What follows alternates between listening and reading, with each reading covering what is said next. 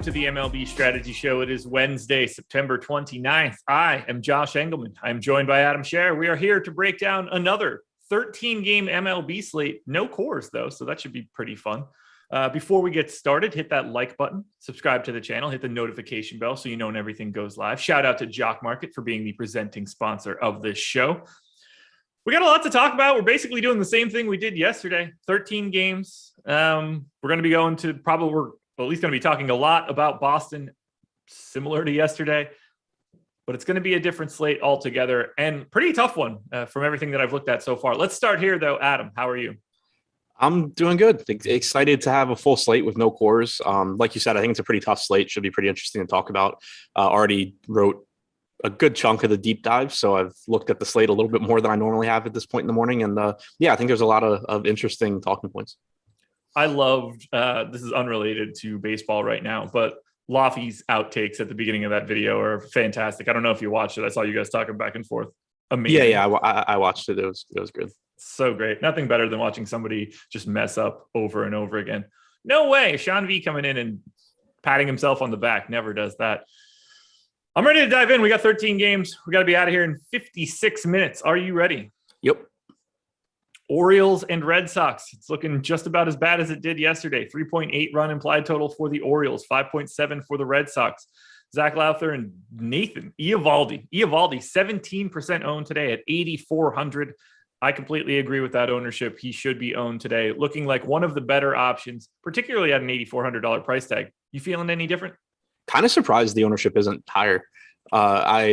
When I wrote his section of the deep dive before I saw our ownership projections, and I said I thought he'd be one of the most popular pitchers on the slate on DraftKings. He hasn't been cheaper than $9,200 in any of his last 5 starts. Now you're getting this substantial price drop in time for a matchup against the Orioles. We know the Orioles won't have Santander in their lineup. He's on the injured list. They may or may not have, other. They could be missing one of their other good players too, potentially, just because they have no reason to try and win this game. But on top of that, you have Boston still in a must-win situation that increases the leash a bit for Eovaldi. Most likely, if he's pitching well, you're going to see him go deeper into games than some of his counterparts that are on teams that have already locked up their playoff spots. So I think it's a really, really good price tag for him. Overall this year, Baltimore's active roster has a 25% strikeout percentage against right-handed pitching, 91 WRC plus, just a good spot for a cheaper than usual Eovaldi. Yeah, he showed up in my sim in 21%, so I'm certainly going to be getting to a bunch of him, particularly in that middle tier. I don't think we're going to Baltimore pitching, so I think we could go straight to what I assume. I have not looked at our top stacks tool yet, but this is my number one stack. Second worst leverage stack, but wow, Boston is number one with a bullet. 14% odds of being the top stack today. What do we do with the Boston Red Sox in this spot? It's really, really similar to yesterday. I mean, you have a clearly good spot for the Red Sox. Zach Lowther isn't likely to be any good at the major league level over a large sample. He's coming off a very good start against Texas, but Boston obviously not the same offense as Texas. You have pretty favorable pricing again. JD Martinez, like his salary came up, but he's still only 4,500. Renfroe at 46, Kike at 46. Dahlbeck, I think, is one of the better first base options at 3,400. So it's still going to be a really easy team to stack. The issue from a tournament standpoint is going to be not having that Coors Field game is going to make this team even more popular, I would think. So on the one hand, on a 13-game slate, typically ownership still only gets so high because there's a lot of different ways to go. But I think you're going to see another game where Boston is pulling a ton of ownership. Right now, we have every hitter in the projected lineup with the exception of, Verdugo's at 9.9%. So every hitter above 10% or 10% or higher, half of them, Renfroe, Dahlbeck, Martinez, Bogarts, and Devers, all projected for 21+% ownership. So it's a team that they're in a good spot, but you're going to really want to pay attention to what's around them. I think typically I'll end up using them more so as one-offs and three-man stacks, kind of like I was doing with the Rockies yesterday, just because they're going to be so popular. And even though they are the top stack on the slate, they have a 14% chance of being the top stack. That's twice as high as any other team. Still means more than 85% of the time you're going to want a different team. Yeah, this is where it gets sort of tricky when you have a team that so very clearly separates from the pack, but 14% top stack odds, 21% ownership share. I think it's just naturally grabbing a little bit too many people. And a lot of it has to do with price. They're just super easy to roster. You're always going to roster Devers or Bogarts in the 5K range, but after that, it's super easy to just get to the entire lineup. So I'm going to have Boston. I'm unquestionably going to be under the field, and I would imagine I have a very minimal amount of 5-man stacks with the fingers crossed that they do not become the nut stack for the day. Do you want to go at all to your Baltimore bats? The Baltimore, you and I were talking in DMs yesterday that I did get a few Orioles 5-man stacks. My second best lineup yesterday ended up being an Orioles 5-man because it had like Trevor Story, somebody else that donged, Renfroe maybe, and then somebody else. So the lineup ended up really good. It was really weird. I didn't expect it. Do we go to Baltimore today? Not seeking them out, not intentionally. Like you and I had talked about yesterday, if you're playing 150 lineups, maybe you get there just because, like you were saying, you had this really cheap Oriole stack, but you got really good pitching, you got really good one-offs around it. That's fine. I mean, like I got 5th place on DraftKings yesterday with a Milwaukee stack that I really had no interest in playing, but it was just that, it got me Stanton, Judge, Story, and good pitching. And so it's just kind of like, okay, well, if Milwaukee happens to do well, I'm going to be in a really good situation. Could you imagine if they even did like mildly okay? The rest, your Milwaukee. Yes, I've thought about that a little bit, Josh. When I looked at it this morning, I was just like, how the hell did this lineup even get to 5th? Yeah, that's what happens when the Red Sox and the Rockies do absolutely nothing. Yeah. And so from a broader standpoint, that's why we talk about the whole payoffs versus probability thing. Like, obviously, the Red Sox and Rockies yesterday were the teams that you're going to go to if you're just looking to, like, on average, get the highest scoring lineups you possibly can. But because they were getting so much ownership, there was so much more money to be made by going to other teams. And that's just reiterated by the fact that, again, I got 5th place out of 13,000 entries with a team that scored a stack that scored 2 runs. And that particular lineup didn't even have Urias in it, who had the best game in the stack. So it just reiterates like how much easier it is to win substantial money when you are not with the field. Like, you get buried when the most popular offenses go off, but you make so much more money when they don't compared to what happens when you roster them. So anyway, back to Baltimore, like, you're not looking to get to them. Evaldi's good. The Orioles aren't. Like I said before, they don't have Santander, so that makes the lineup even weaker. When he's in, you can at least kind of make the case for like a 1 through 5 of Mullins, Mountcastle, Hayes. Well, I guess you can't do Mountcastle, Mancini, but some combination of Mountcastle, Hayes, Mancini, Mullins, Santander. But taking him out makes this lineup even weaker. So the only case to be made would be that you can get a pretty cheap Orioles team, load up the rest of your lineup, and then just, hope the Orioles somehow scored 6 runs or something. That's what I did yesterday. I have no concept if they'll show up for me today, but for some reason it worked out pretty well. I don't have anything else in this game. Just be aware of what you're doing with Boston because they are the most popular team by a mile today. Yeah. Blue Jays and Yankees, 4.1 run implied total for the Blue Jays, 4.2 for the Yanks. Jose Berrios and Garrett Cole. Berrios, 3% owned. Cole, just 13% owned, obviously, because of the Blue Jays. At the beginning of the night, like 2 or 3 innings in, I was like, oh, this is about to look really, really good. Bo Bichette got off to a hot start. I was feeling good, tapered off a little bit. These guys are unowned. I'm going to go out on a limb and say that they're more owned than we're projecting them right now. Judge and Stanton both ended up being in like the 5 to 6% range. So that affects my thought process for everything that's happening here. I'm going to make those changes on my own moving forward. How do you want to manage Garrett Cole, though? Really tough spot, 10,100, but only 13% ownership. I like him in GPPs. It's almost an identical spot to the last time he pitched when he faced Boston. It's a really, really tough matchup. The Blue Jays actually against right-handed pitching this year have the lowest strikeout percentage in the league. They have the 3rd highest WRC plus, 5th highest ISO. It's a brutal, brutal matchup for Cole, but a lot of that's mitigated by the fact that, like you said, he's only getting 13% ownership. You compare that to Max Scherzer, who we'll talk about later, in a better spot, but getting 3 times the ownership.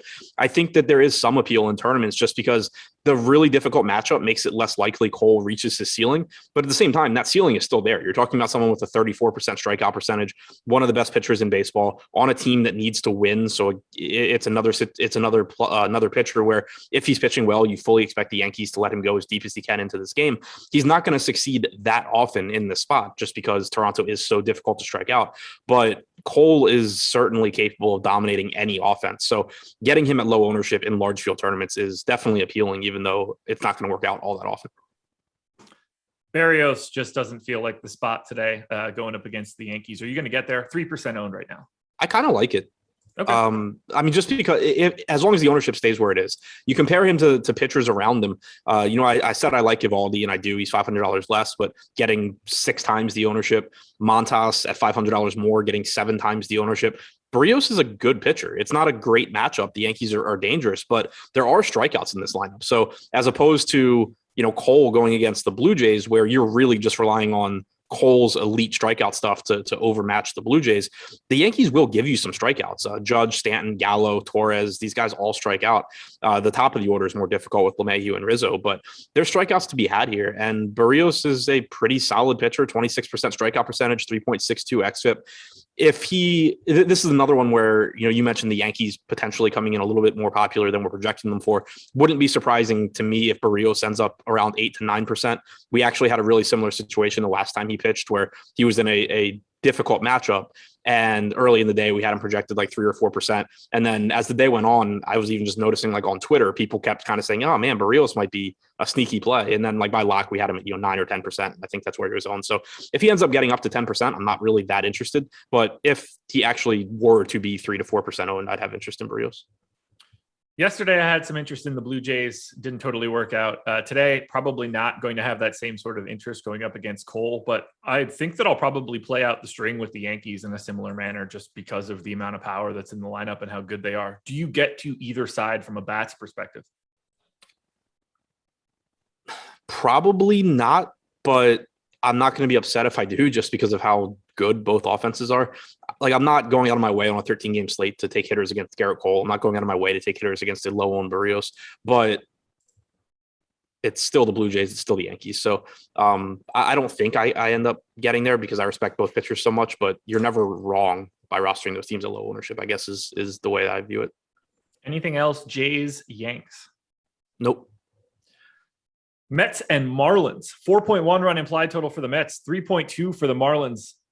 This was the one that annoyed me yesterday because every time I opened the scores app, it was like, oh, one of these games is going bonkers. I don't feel like I have any of the Mets and Marlins. And I was like, oh, that's because this one's not on the slate. Taiwan Walker and Alicia Hernandez. Hernandez only 3% owned at 7,400. I think that's about right. Taiwan Walker, on the other hand, is the chalk play of the day. 38% owned at 6,600. I certainly get it. Feels a little high, but unquestionably looking like a really nice value option at a $6,600 price tag. Yeah, I think he's mispriced for the matchup. He's just, make him 7,600 on DraftKings or 8K or something, but It's still not comfortable. He has been just flat out terrible in the second half of this season. In the first half, he had a 25% strikeout percentage, 3.93 xFIP. Since the All-Star break, an 18.5% strikeout percentage, 5.37 xFIP. The Marlins are really bad. Their active roster has an 80 WRC plus against right-handed pitching, 25.5% strikeout percentage. It's a great matchup. And we know that Walker has, good stuff. He's capable of going out there and having a good start here, but it's still risky. The thing that just brings me back to Walker, though, is he's so inexpensive. The risk isn't that high. Like if he goes negative or something, or gets, 3 points, obviously that's not good. But even if he goes and just like gets 11, 12 fantasy points, that's not actively helping you win a tournament, but he's so cheap that the stuff you're able to get around him probably will. So the price mitigates the risk quite a bit. I think the biggest issue or biggest concern I have is the ownership, just because it kind of gets to a point where it's like, yeah, I think Walker's clearly a good play.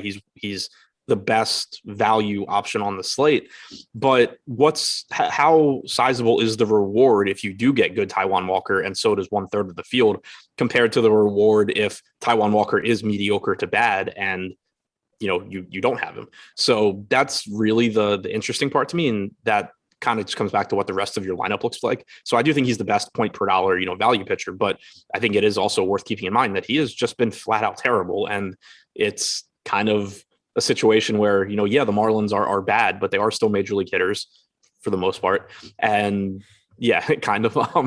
And, Walker has kind of been just as bad at pitching as the Marlins have been at hitting. I had him come out of my sim at 24%. I think that feels pretty good. I'd like to take a little bit of a haircut on the current ownership, spread it around to other guys in that area. But either way, he on a per dollar basis looks fantastic. Would you expect him to be a cash? You're like your SP2 in cash. It's probably pretty close, depending on if you can get all the way up to like a second stud or not. But yeah, he's certainly in the conversation. Yeah, exactly. Like the way I see it right now, and I haven't built anything, but just sort of looking at the slate, is that ideally I would get Scherzer plus probably Evaldi. You can make the case for Fried, somebody in that range. Montas maybe too. Yeah, Montas certainly in there too.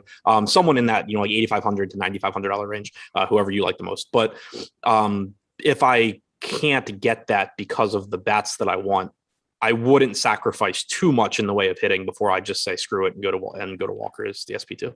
24% owned on FanDuel, 7,300. Would you assume he's the cash option there? Scherzer's second in ownership at 15%, but he is 11.5. Really depends on the hitter pricing, but Scherzer's price tag does make it kind of tough. Like I was surprised yesterday when I built my lineup after the show, Brady Singer was like the clear cash option there. That went wonderfully, but -7. It's their pitcher pricing has been a little bit more aggressive, and then not having that second pitcher spot to offset the cost of an ace can make it difficult at times as well. No cores today makes it so maybe you can pay up a little bit easier, but yeah, it'll really depend on the hitter pricing on FanDuel. But 7,300 for Walker, I think, is reasonable, assuming that you're getting good bats everywhere. Is this a game where you go to offense? It's tough. I mean, I really just don't want to go to Miami, especially Jazz Chisholm's $5,300. Miguel Rojas is $4,400. The rest of the team is cheap, but I don't really know it kind of sucks when you can't get, especially Chisholm in your stack for cheap. I do like Jesus Sanchez at 3,300. I think that's a good price tag for, left-handed hitter that has some power. Brinson at 2,400 certainly has upside.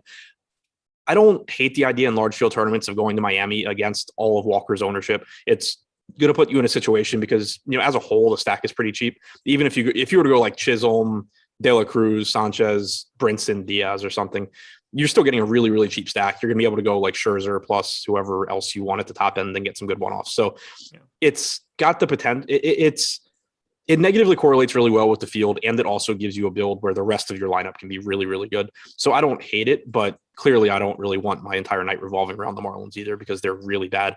On the other side, Hernandez, I think, is an okay pitcher. It's not great for him getting outside of Miami. He has really, really had issues so far this year with left-handed bats, though. 295 expected ISO, 373 expected WOBA. If you go back to the start of the 2019 season, 235 expected ISO, 337 expected WOBA to lefties. He's been much, much better against righties, but it makes Brandon Nimmo look good. Lindor, Conforto at 2,900 on DraftKings, a pretty insane price tag there. Jonathan VR, Jeff McNeil, you've got some left-handed pop in this lineup. So I actually am interested in the Mets here. I have them ranked 12th. Probably a team like they might show up in some 5-mans. I don't think they're going to rank overall high enough for me. I'm really curious to see if I do get to any Marlins just because that Taiwan Walker ownership is massive for a 13-gamer. I don't have anything else for Mets and Marlins. No, me either. Someone said they didn't understand the Singer play yesterday. He was 7,700 on FanDuel when like every other pitcher was 10K.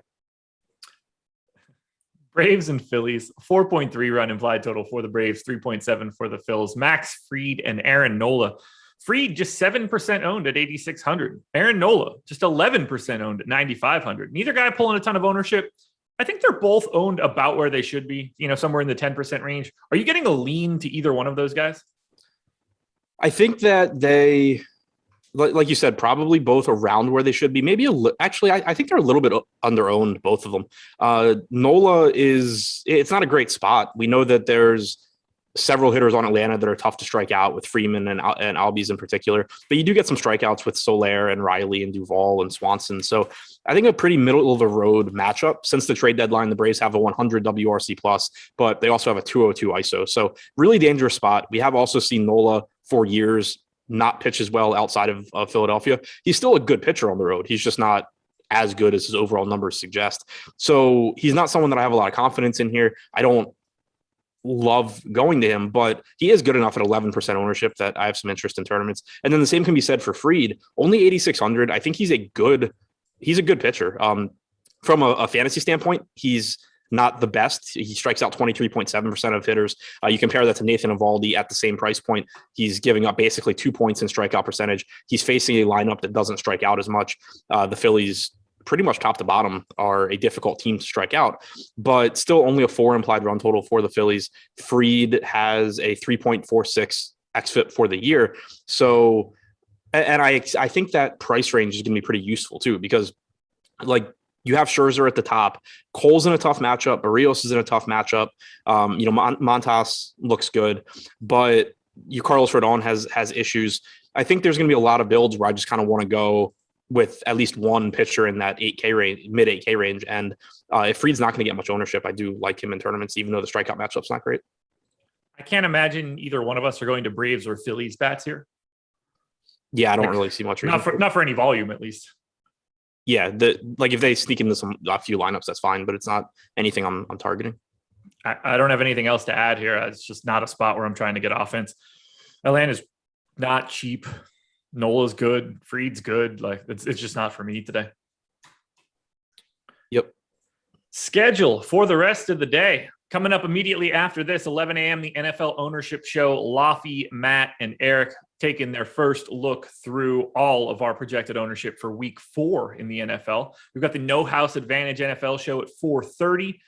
Deeper Dive at 5. Adam, you will be back with Eric. Live Before Lock at 6 with Greg and Terry. And then PGA Live Before Lock with Eric and Ben. Plus MLB Top Stack Tool, free today. You guys know that we talk about it a lot on this show. You should go check it out. Plus PGA Top Golfers if you're looking to get into the Sanderson Farms contest for tomorrow. We're on to game number 5, Twins and Tigers.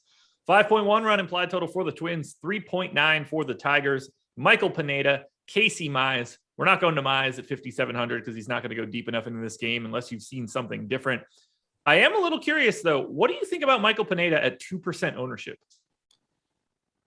The Tigers are nice. Pineda sucks. I just also don't really think you're going to need to get I don't think you're going to need to go this cheap in pitching all that often. The only case I guess I can make for Pineda is that the Tigers do strike out a lot, and he's getting 1/15th or 1/16th the ownership of Taiwan Walker. So yeah, that would be the case, is if you do need to go to that price range, you're basically just hoping that Pineda is less bad than Walker is. But outside of that, there's nothing about Pineda himself that makes me want to roster him. His fastball velocity is down this year. He hasn't pitched well in general. Don't even mind getting to the Tigers. But if you're just saying, okay, I have this lineup where I have some popular pitchers or some popular hitters rather, and I don't want to go to another really popular play, then Pineda makes some sense. But outside of that, in large field tournaments, I don't really see a reason. I do like him as a Walker pivot, just given that ownership. He's the guy that popped the most for me of anybody under Walker, and the Tigers offense and the strikeouts in particular is what's driving that. So I'm happy to get there. He showed up in 13% of sims, which honestly felt like a little bit high, but even at the same time, that's not going to be anything too crazy. I'm expecting to get to him as a pay down option. I'm certainly expecting to get to the Minnesota Twins bats. I have them second overall in the slate, one of 4 teams with a run total north of 5. They are pretty heavily owned. My biggest negative leverage stack. If we look at the top stack tool, Minnesota is the biggest negative leverage team. How are we managing the Minnesota Twins? Yeah, I think it's a pretty good spot. So Arias, if he's leading off, he's only 2,100 on FanDuel. That's going to look like a pretty good value. Buxton, clearly always good. But the thing that really stands out, Casey Mize is probably only going to go 3 or 4 innings, I would expect. But he has really struggled with left-handed power this year. 277 expected ISO, 385 expected WOBA. He's been much better against righties. Not saying you can't roster Buxton or Donaldson or Sano. They're obviously good enough. But it really makes me like Polanco. It really makes me like Kepler. Mentioned Arias leading off at a cheap price tag. So I think, even though they're probably only going to get 1 or 2 at bats against Mize, I think those at bats set up nicely. And then hopefully, you just have success against Detroit's bullpen. So I think Minnesota looks good. They don't look good enough that I plan on, just kind of jamming them in at really, really high ownership in a lot of lineups as 5-man stacks. But individually, I do think there's plenty of home run upside here. You mentioned getting to the Tigers a little bit before. It's not something that I'm really expecting to see. So what are you seeing? Michael Pineda sucks at throwing baseballs, and the Tigers do have some power in their lineup. For the season, Pineda's only struck out 17% of lefties, 182 expected ISO, 199 expected ISO to righties with a 20.5% strikeout percentage. I really like Akil Baddoo at 4K, but Jonathan Scope, Robbie Grossman, those guys have some power as well. Eric Haas covers your catcher position. Your boy Candelario is a reasonable option. So, I mean, the Tigers are never a team where I'm looking at them and saying, oh, I'm confident that they're going to break the slate or anything like that, but they're not getting much ownership. I do think that it's a relatively high upside spot against a pitcher in Pineda that is certainly capable of just being total garbage on any given slate. But Badu in particular, I think looks really good. Reasonable option. I don't appreciate the way you're speaking about my boy. I have nothing else in this game. What about you? Someone in chat said Mize not going deep is frustrating. Yeah, agreed completely. But you're still getting 1 to 2 at bats against him, and then just hopefully taking advantage of the Tigers bullpen. Cardinals and Brewers, 4.1 run implied total for the Cards, 3.9 for the Brewers. Miles Michaelis and Adrian Hauser. Neither guy getting owned, and as far as I'm concerned, neither guy should. Are you going to any pitching here? I don't really think so. Hauser's in that 8K price range where I think that there is going to be some appeal from a roster construction standpoint. But right now, at least, if we only have 17% ownership going to Evaldi, we have 7% going to Fried. At those numbers, I'm just going to get to those guys more before I get to Hauser. He's a pretty solid pitcher in terms of run prevention, not a great strikeout pitcher, only a 17.5% strikeout percentage this year. But the other concern is that the Brewers are playing for absolutely nothing. They've clinched their division. They aren't going to catch whoever wins the West. I had mentioned it on the show yesterday that there was a decent chance that we just, that Woodruff kind of pissed us off. Pulled after 4 innings, 63 pitches. He wasn't pitching well anyway, but it's not like he was pulled because he was pitching poorly. They just pulled him at 63 pitches. You could see something similar here with Hauser. His last start against St. Louis went 6 innings, was pulled at 81 pitches. Kind of the same trend we had been seeing with Woodruff, where it was kind of just like, okay, we don't care how well you're pitching or how many pitches you've thrown, you're done at 6 innings. Wouldn't be shocking if, he just goes 5 and gets out here. So I do think that he is less enticing, not only because the strikeout stuff isn't as good, but you expect, Atlanta hasn't clinched a playoff spot yet. So if Fried's pitching well, you expect Fried to continue pitching. If Evaldi's pitching well, you expect Evaldi to continue pitching. If Hauser is pitching well, I really have no idea when they very easily could just say yeah, you're done. We don't care. Yep. Cardinals, by the way, 18 straight. Going for it, at least. Picked up that win again yesterday. Now that we know that they're on a monstrous win streak, 2+ weeks long, we had no idea it was happening until yesterday. It's amazing. Do we get to offense? I've got the Cardinals 16th. I've got the Brewers 9th. There's not really much ownership coming in, but I also don't find this game to be all that appealing. I don't find it that appealing. I do have some interest in Milwaukee in particular, just because I don't think Michaelis is particularly good. He's never been a very good strikeout pitcher this year. Not a big sample at all, but hasn't been striking guys out again, as you would expect. Only a 14.8% strikeout percentage, but 1.15 home runs per 9, 4.57 xFIP.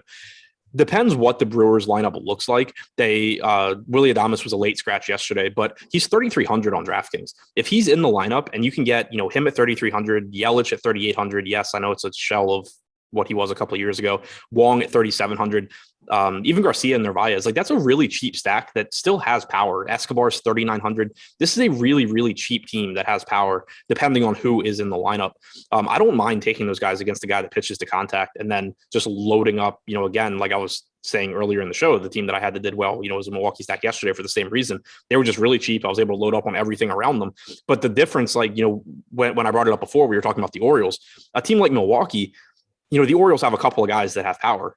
Milwaukee has power top to bottom in their lineup, and they're really cheap. So if you go to them, you're sacrificing as far as them not being particularly likely to have success here, but you're not sacrificing power upside. It's not like, the Marlins where you're saying, oh, I need a bunch of guys that don't hit home runs to randomly hit home runs tonight for me to win. You're saying, yeah, I need power hitters on the Brewers to just hit home runs at low ownership. So I do kind of like getting to the Brewers.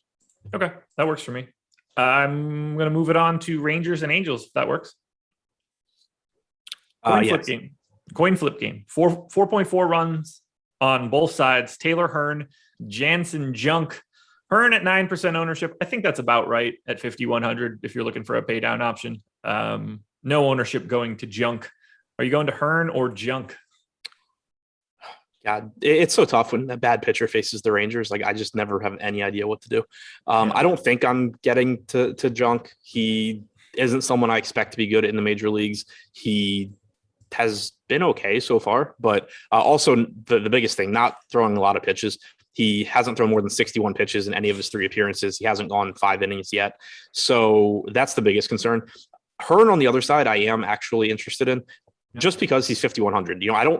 I don't necessarily think you need to go that cheap. And if you don't, I'm not going to force it in, but he is fully stretched out. 84 pitches last start against the Yankees. They tried to let him go deeper into that game. He just put guys on base and they took him out. 85 pitches, 80, 77, 89 over his last 5 starts. He's not great, but he's not terrible. And he's only 5,100, 18.4% strikeout percentage, 4.97 xFIP, not, particularly good numbers, but the Angels, not a great offense either. It's like I said, he's not someone that I'm like going and saying, oh, wow, I can't believe Taylor Hearn, is only 8% owned. I'm going to play him in 20% of my lineups because I think he's a great play. But if I need cheap pitching, I have no issue rostering him at 5,100 just because I think he can go deep enough into the game. Works for me. Oh, God, this game again. Okay, so I've got the Angels 4th overall for the day. I've got the Rangers 7th. It's sort of just wrapped up in individuals, though. Like, we've got Ohtani pulling 15% ownership. Max Stassi's getting a bunch of ownership. Makes sense to me. Willie Calhoun is the flat min 2K on DraftKings and FanDuel, for that matter. He's pulling some ownership. Are you going to get to offense in this game? It's ugly. I hope not, but probably. Yep. I did yesterday, and it was a really fun start, like 4-2 after 2 innings, and then I believe the final was 4-2. But it's tough because like Hearn's been good against lefties in particular this year. He struck out 25.5%. This includes time as a reliever, but 153 expected ISO, 286 expected WOBA. He's had more issues, not surprisingly, with righties. Only a 20% strikeout percentage, 188 expected ISO. 354 expected WOBA. So the guys that, I really wanted yesterday, Marsh, Ohtani, Walsh, they're still okay here because Ohtani, is good. The other 2 are cheap. But now looking at guys like Phil Gosselin at 2,400, Jack Mayfield at 2,600, Max Stassi again at 2,800 on DraftKings, 21 on FanDuel. I really still just don't mind getting to those guys, even though they're not the best hitters. They're so cheap. They are in an okay spot. And then on the other side of this game, I don't think junk is likely to be any good going forward. The Rangers are reasonably priced. I think Nathaniel Lowe and Garcia are just typically good plays in general because they have power. But you have a cheap Solak, potentially a 2K flat Willie Calhoun. DJ Peters has some power. Connor Falefa gets on base. If Taveras is leading off, he has speed. So I really don't mind getting to these offenses, even though I don't think they're any good. Yeah, I'm going to end up having a little bit here. It's not going to be fun, but it's going to happen. I can see it already. Anything else, Rangers and Angels? Nope. Just, I don't know, play the bats and then go watch something else and hope that you have money at the end of the night. MLB. I watched that entire game last night. Do not recommend doing that. Oh, God. Why? Because they were like 2 of my 3 highest owned offenses. That'll do it, I guess. Got to listen to the Rangers broadcast making the case for Adolis Garcia's Rookie of the Year candidacy. First, they compared him to Mountcastle favorably, which I disagree, but whatever. Then they said that they thought he was better than a Rosa Reina. He only has a 288 on base percentage, but other than that, yeah. He did 2021, no less. He did make 2 ridiculous defensive plays though. Like he makes, I'm sure you don't watch the Rangers, but he makes it's like every time I watch, he makes the most ridiculous defensive plays like every game. I'm not entirely sure I've seen a pitch of baseball this year. So he actually did make a play last night I've never seen before. He was playing for whatever reason. David Fletcher was up, so right-handed hitter. Garcia was playing like 10 feet off the right field foul line. Fletcher hits a line drive into the stands down the right field line, like just line drive, cleared foul ball. Garcia jumps into the stands and catches it.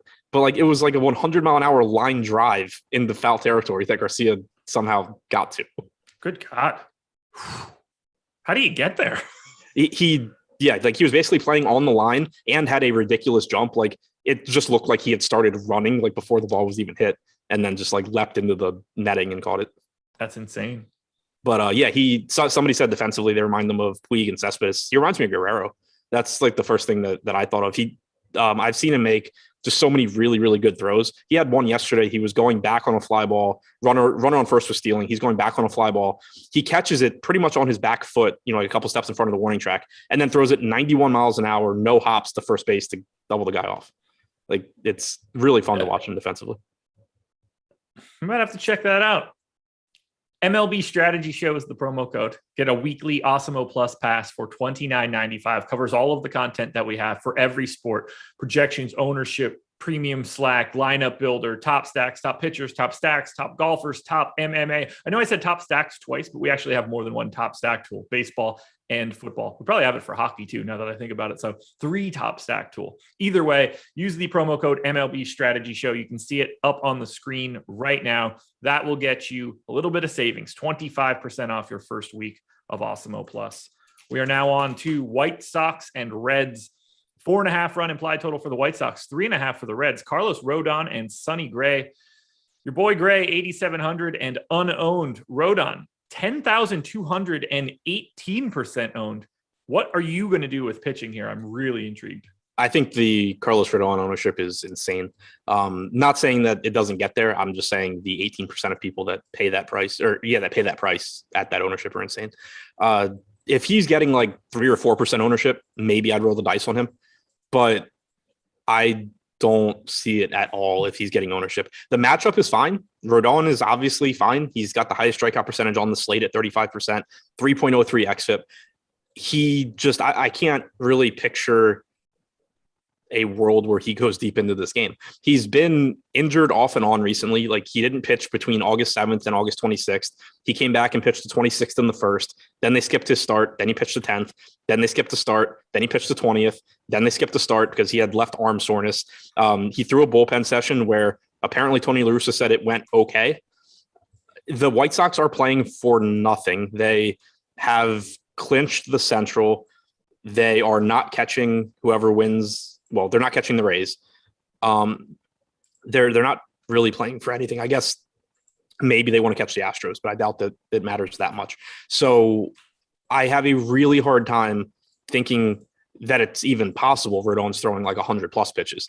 I'd be kind of surprised if he threw 85 to 90. If you told me for sure he's throwing 85 to 90 pitches, I'd be okay rostering him a decent amount. But sure. I just think the most likely outcome is something like he throws 5 innings and they just get him the hell out, or he throws 4 innings and they get him out.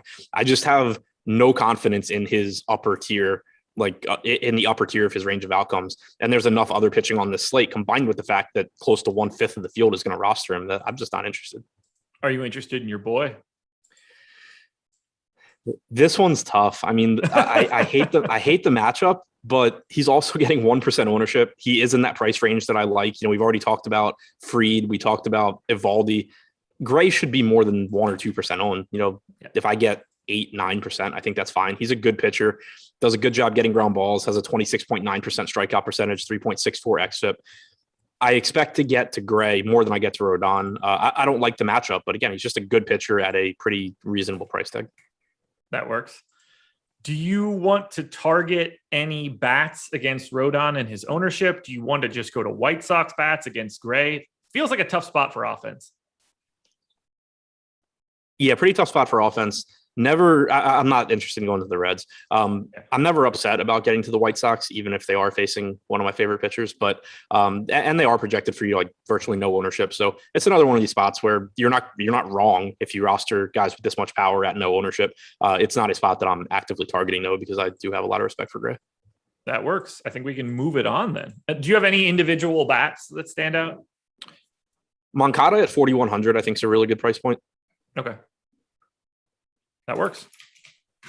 Royals and Indians. 4.3 run implied total for the Royals, 4.7 for the Indians. Daniel Lynch and Zach Plesac, neither guy pulling any ownership. Are either of these guys on your radar? No, not really. Kansas City doesn't strike out a ton. Plesac, not a great strikeout pitcher. 17.2% strikeout percentage, 4.6 xFIP. At 7,200, if you kind of just like land on him a couple times out of 150, that's fine. Like, I wouldn't X him out or anything, but I just don't think I end up really getting there. I think that more often than not, I'm going to be able to just get to pitching that's a little bit more expensive and a lot more talented, or save money and go down to a Walker or Pineda or Hearn or something. Like not that I think they're better than Plesac, but at least they're cheaper. So I don't really see getting there too much. Lynch hasn't been good overall this year. He's been a bit better since coming back from his demotion, but it's still not really a matchup that I like against Cleveland. They've been a middle of the road offense this year. They certainly have some good hitters in the middle of their lineup. Not really interested in pitching here. Okay. That works for me. Are you interested in hitting? Because I have Cleveland third and Kansas City sixth. Cleveland pulling a lot of ownership, maybe a little over-owned. Kansas City not really pulling any outside of Salvador Perez, who deserves it. What are you doing with that? Yeah, I actually like both of these offenses. Plesac this year has a lot of 213 expected ISO to righties. That sets up pretty nicely for Salvador Perez, who homers every time he hits, basically. But also, you have left-handed bats here too, who he hasn't allowed as much power, but still a 174 expected ISO, only a 16.4% strikeout percentage. There is speed here, so you get that added upside. Guys like Merrifield, Lopez, Mondesi, if they're on base, they're going to run. So I think Kansas City at low ownership is pretty appealing. Cleveland's getting a bit more ownership, but I still like them. They have an entirely right-handed lineup, most likely going against Lynch. This year, he has allowed a 227 expected ISO, 377 expected WOBA to righties. He's only striking out 18%. And you've got plenty of power here, Ramirez and Reyes in particular, but Harold Ramirez, Mercado, Rosario, Straw. I mean, all these guys from the right side can do damage against Lynch. So I do like both offenses here. I'm pulling it up now just to see what Cleveland's individual ownership looks like. Yeah, I mean, they are, as a team, getting ownership. You have Jose Ramirez leading the way at 20%, but Harold Ramirez, Rosario, Franmil Reyes, and Perez all projected 10 to 17% as well. So it is, I guess, kind of difficult to five-man stack them with the guys that you want. But as long as it's a good team to, like, if you're going to them, don't be afraid to go to somebody like Sonny Gray. Don't be afraid to go to a Barrios, Fried, guys like that, where you can just kind of offset your stack exposure, your stack ownership with a pitcher who isn't ideal, but is still certainly good enough to get the job done.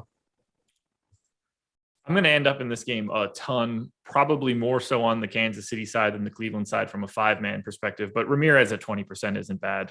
Oh, yeah. And Ramirez at 17% really isn't all that bad either, considering he's 2,200. Dueling Ramirez's, the Ramiri going for Cleveland today.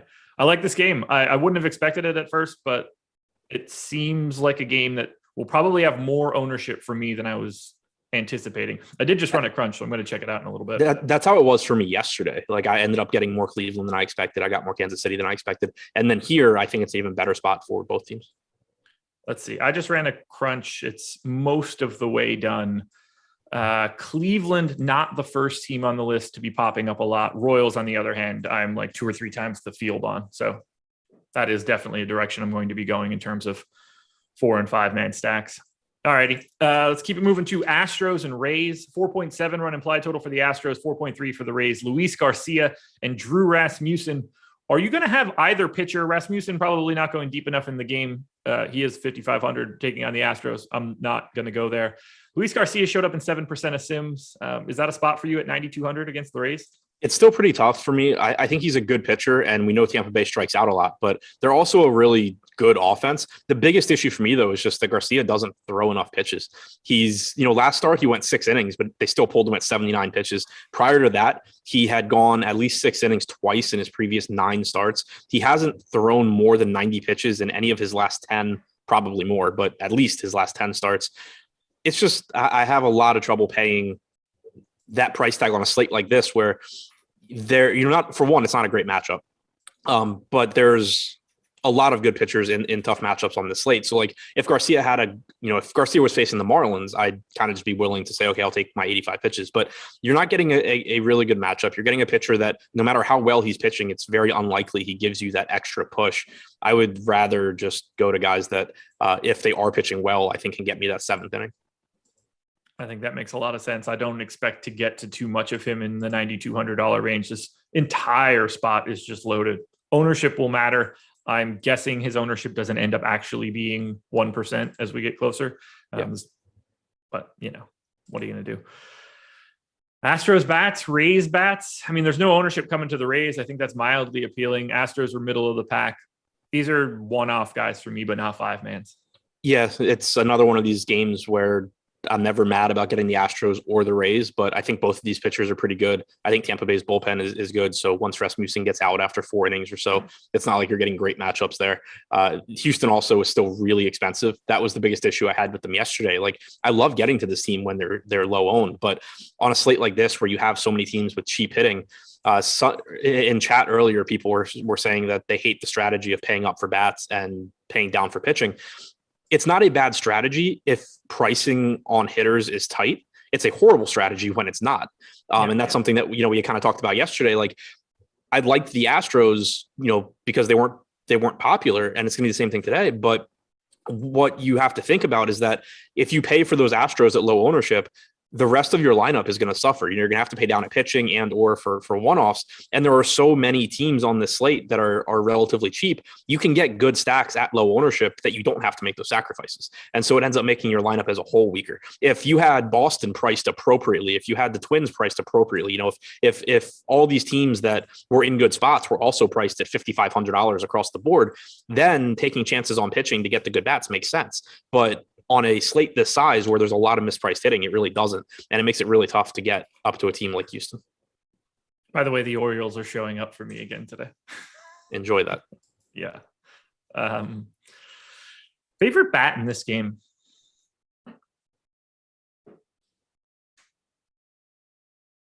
Tucker from the Astros side. Meadows, I guess, from the Tampa Bay side. Choi looking good for 3,500. Yeah, it's a cheap price tag. All righty, guys, we got to talk a little bit about the presenting sponsor of this show. That would be Jock Market. They have turned fantasy sports into a stock exchange. You can buy and sell shares in their pregame IPO phase. That's going to happen about an hour before lock.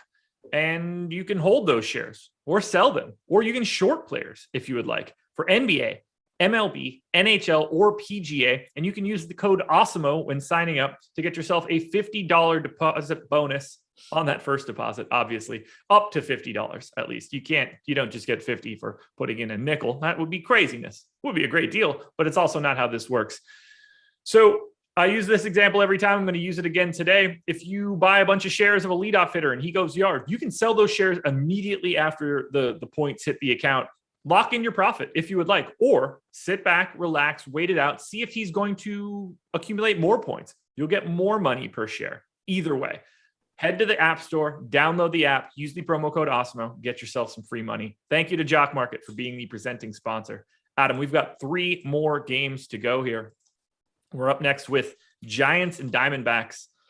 5.1 run implied total for the Giants, 3.2 for the D-backs. It's Alex Wood. It's Merrill Kelly. Wood at 6% ownership at 7,900. No ownership going to Merrill Kelly. Are you rostering either pitcher? Probably not. Kelly, just a really tough matchup against the Giants, even without Brandon Belt. This is a really deep lineup. Not a lot of strikeouts, plenty of power, 5 implied run total. More intrigued by the Wood side at 7,900. The concern I have is just how deep into this game he goes. He missed a couple of weeks, basically, I guess 3 weeks, from August 26th to September 18th. Since coming back, he's thrown 37 pitches in 3 innings, 61 pitches in 4 innings. I don't know how deep he goes into this game. I'm assuming that they're going to let him, keep building up his pitch count because they do need him in the postseason. So maybe you do get 75, 80 pitches here, I guess would be a reasonable expectation. But that's still probably like 5 innings. So it still just kind of feels like a spot where he's a little bit more expensive than I would like for someone that, again, just doesn't have that extra gear to put him over the top. Giants bats? Yeah, I don't have any issues with that. I'm really surprised that they are not popping more for me than they are. They showed up 8th. LaStella in the leadoff spot as a second baseman for 3,900 seems like a really nice price tag. There's not really any crazy prices outside of Brandon Crawford, who, 5,100 isn't, I don't think that's like wrong by any means. They're easy to stack. You could bounce around. They don't have a first baseman for the projected lineup right now, which I'm totally okay with. It's probably one of the easier spots you can fill outside of just simply outfield, but you're never going to end up with a 0 there. So I don't mind getting to the Giants. I just don't know how much I'm actually going to get.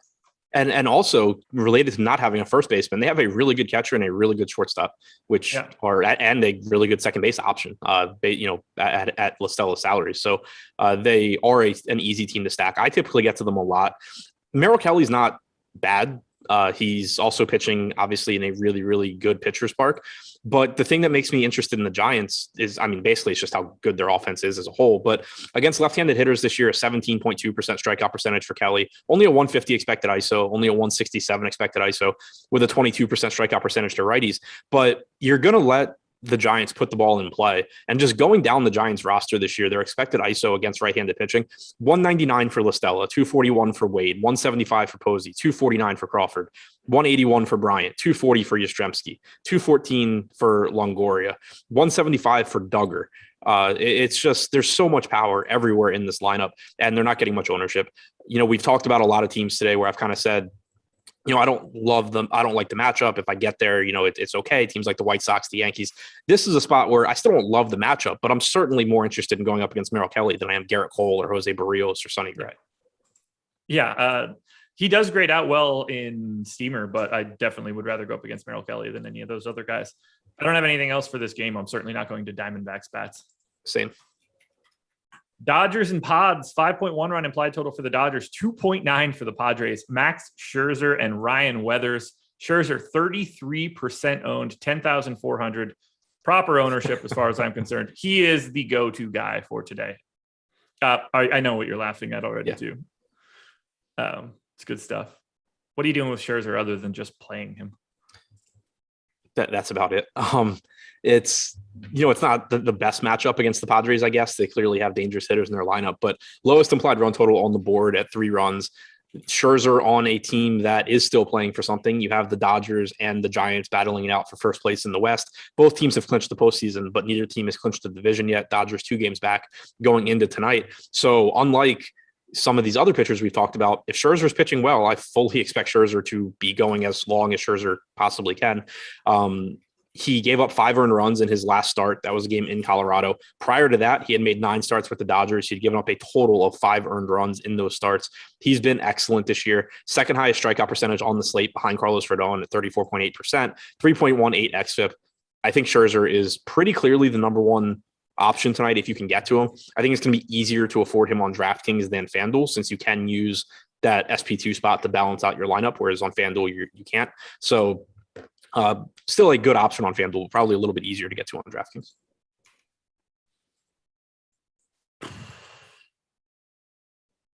What I saw a lot of people talking about Lamet being the starter for the Padres. I'm not seeing that anywhere. I think it doesn't matter because he's like $12 million or something today. Yeah, it doesn't matter his price anyway.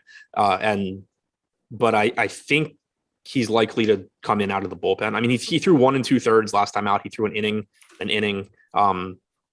Yeah, I don't know. DraftKings has Lamet as probable. Either way, unless you think that Lamet's going to throw 9 innings, you can't even justify it. No, I've also seen Weathers. I don't think it really matters since Lamet hasn't been going deep into the games. Like, the only way it would matter is if we thought there was going to be 5 innings of Lamet out of the bullpen, the Dodgers would not look very good. But since regardless, we're not expecting that, it's basically a bullpen game one way or the other for the Padres or for the Dodgers. 5.2 implied run total. Bullpen games aren't that appealing, but rostering the Dodgers always is. So I'm not really concerned about what Lamet is doing because it's probably only a couple of innings at most. What are we doing with Dodgers bats? I have them 5th overall. They're not pulling any ownership. I think they look awesome today. Yeah, I think they do too. The only real concern I have is very similar to the Astros concern. They are expensive on DraftKings. 1 through 4 bets, Seager, Turner, Muncy, all at least $5,600. Then you drop down to $5,100 for Smith and Justin Turner. Even AJ Pollock is $4,600.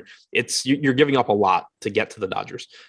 So that might make it difficult to 5-man stack them and still build a competitive team around them. But they are very, very good. So I certainly don't mind getting there. I just don't really like the pricing. I know we're not talking about the Padres at all, so I think we can close this one out. Or are we? I said we are not. Okay. Mariners and A's, 3.7 run implied total for the Mariners, 3.8 for the A's. Logan Gilbert and Frankie Montas. Gilbert, 13% owned. I agree with that at 7,600. Frankie Montas, 21% owned. I have that as a little high. I'm really curious. What are you going to do with Montas at 21%? I think it's fine. Okay. It's a Mariners team that they actually haven't struck out a whole lot since the trade deadline, only a 22.2% strikeout percentage, 99 WRC plus. But against right-handed pitching overall this year, their active roster has a 93 WRC plus. They've struck out almost 25% of the time on average. And Montas is a good pitcher. He's a good strikeout pitcher. Overall this season, he's struck out 26.6% of hitters with a 3.68 xFIP. But I think those numbers are, if anything, skewed a little bit low. He started out the year just kind of weirdly not striking out right-handed hitters at all, which, based on everything that we've seen from him in his career, was something that was likely to change. And we have seen that come up as the season's gone on. The really big change for him this year is that he has a really good strikeout percentage against lefties, just shy of 30%. He's gone from throwing his splitter about 18 to 19% of the time to lefties last year to more than 30% of the time this year, and it's led to a lot more strikeouts. Seattle's projected lineup has 6 either left-handed or switch hitters in there. So that looks good for Montas' strikeout upside based on what we've seen this year. The righties aren't an issue either based on what we've seen from him over his career. And his salary did drop off. We had him at 10,600, I think, if I remember correctly, in his last start. He's back to 9,400 here. So I do like Montas. I think the ownership is pretty much correct. On the other side with Gilbert, I'm a little bit more torn because from a talent standpoint, I think he's good. He certainly has a ceiling. He has a 25.8% strikeout percentage this year. 4.11 xFIP is fine. At that salary, those are certainly good numbers. The issue is that, for one, he's at the end of his rookie year. I think that there's a chance that he's just kind of not as effective at this point as he was earlier in the year. You've certainly seen plenty of bad outings from him down the stretch. But also, I just hate taking pitchers against Oakland because they have a lot of power. They don't strike out a lot. Going into this slate, I kind of thought Gilbert would be an interesting tournament option if he was going completely overlooked because of his upside. But if he's pulling ownership, I'm not that excited to get to him in this spot. I'm not excited to get to Mariners bats, that much I can tell you. And I'm not really all that excited to get to Oakland bats either. Do you get to offense? No. I don't have anything else to add for this slate then, do you? No, I'm just trying to figure out what the hell's going on in chat. Deep dive, going to be out shortly, I reckon, right? Yeah, within the hour. All righty. And then you will be back for the deeper dive later today. Thank you guys for joining us. Please hit that like button on your way out the door. Subscribe to the channel, hit the notification bell, all that good stuff. NFL Ownership Show coming up next. Good luck tonight, everybody. We'll talk to you again later.